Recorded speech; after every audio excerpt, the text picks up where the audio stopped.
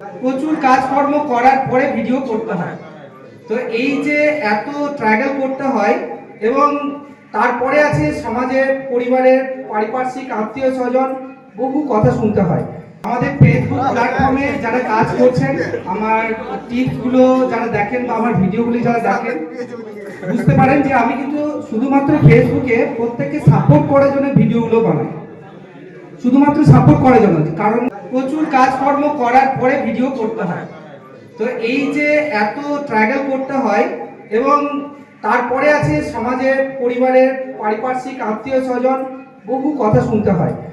তো এত কথা শুনে যদি আমরা এই প্ল্যাটফর্মে কোনো কাজ করে যদি আর্নিং না করতে পারি, তাহলে শেষে যদি জিরো হয়ে যায়, তাহলে কষ্টটা অনেক বেশি।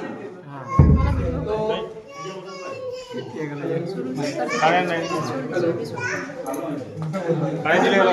কারেন্ট চলে গেছে। আমি এমনি বলছি। তো সেক্ষেত্রে আমাদের প্রয়োজন কি, আমাদের সঠিক লক্ষ্যে পৌঁছে যেতে হবে। আর সঠিক লক্ষ্যে আমরা পৌঁছে যেতে পারবো তখনই যদি সঠিকভাবে আমরা যদি কাজ করি। তো প্রথম ফার্স্টে যেটা আমি বলবো, সবাই মনে রাখবেন, সেটা হচ্ছে ধৈর্য। ফেসবুক প্ল্যাটফর্মে কাজ করতে গেলে লাগবে ধৈর্য, প্রচুর পরিমাণে ধৈর্য লাগবে। অনেক মানুষের কথা শুনতে হবে, সেগুলো হজম করতে শিখতে হবে। কেউ যদি নেগেটিভ কমেন্ট করে, পাল্টা আমার নেগেটিভ কমেন্ট করার কোনো রাইট নেই, আমি নেগেটিভ কমেন্ট করতে পারবো না। আমি তাকে খুব সুন্দরভাবে বুঝিয়ে বা অ্যাভয়েড করে এড়িয়ে যেতে পারি বড়দের।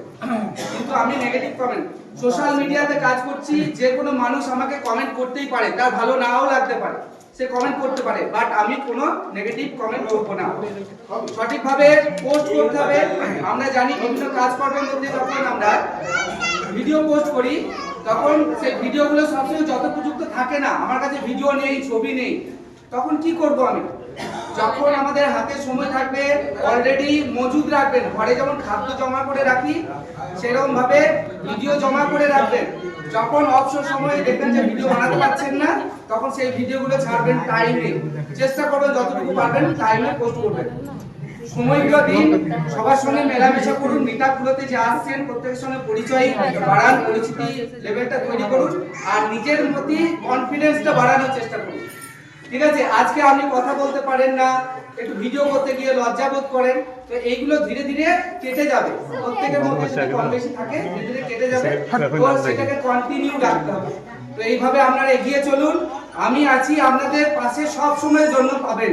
আমি যতটুকু পারবো আমার ভিডিওগুলো দেখে দেখার চেষ্টা করবেন। আর যদি ফিজিক্যালি কোনো প্রবলেম হয়ে থাকে, আমার কাছে আসবেন, আমি নিঃস্বার্থভাবে প্রত্যেককে হেল্প করি করব। তো এই বলে আমি আজকে আমার বক্তব্য শেষ করলাম। সবাই ভালো থাকুন।